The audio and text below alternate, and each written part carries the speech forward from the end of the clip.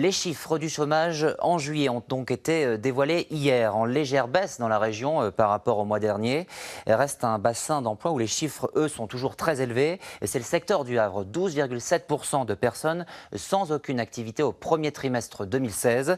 Un chiffre donc qui ne cesse d'augmenter année après année. Y aurait-il une exception havraise? Élément de réponse avec François Pesquet et Jean-Luc Drouin.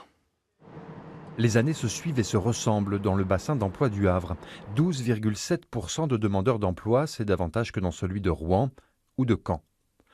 Dans ce cabinet de recrutement, 14 offres de travail sont proposées en ce moment dans les métiers du service à la personne, mais pas toujours facile de trouver le bon candidat. Ils ont parfois d'autres formations qui ne sont pas toujours en rapport avec ce que nous on propose. Et peut-être de manière générale, pas forcément toujours en rapport avec les offres d'emploi qui sont disponibles sur le bassin havrais. Cette syndicaliste, qui travaille depuis plusieurs années auprès des chômeurs, dresse un autre constat. D'abord, il y a aussi les boîtes qui ferment, les patrons qui n'embauchent pas, et puis le développement de la précarité. Le développement de la précarité. Alors, on embauche des jeunes sur des contrats de 25-30 heures à 700 €. Ce jeune, il ne peut pas s'impliquer dans la vie professionnelle, mais non plus dans la vie personnelle.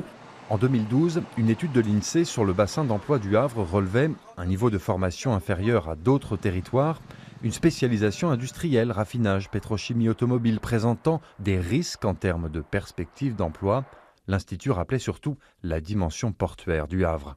Est-ce qu'on pâtit pas un petit peu quand même d'une concurrence toujours plus forte des ports du nord de l'Europe? Et forcément, vous voyez, si le port du Havre est un petit peu moins haut qu'il devrait être, ça a des conséquences sur l'économie du territoire, mais pas que sur le Havre d'ailleurs. Une certitude, au Havre comme ailleurs, d'ici à 15 ans, il faudra former les travailleurs à des métiers dont les 2 tiers n'existent pas encore.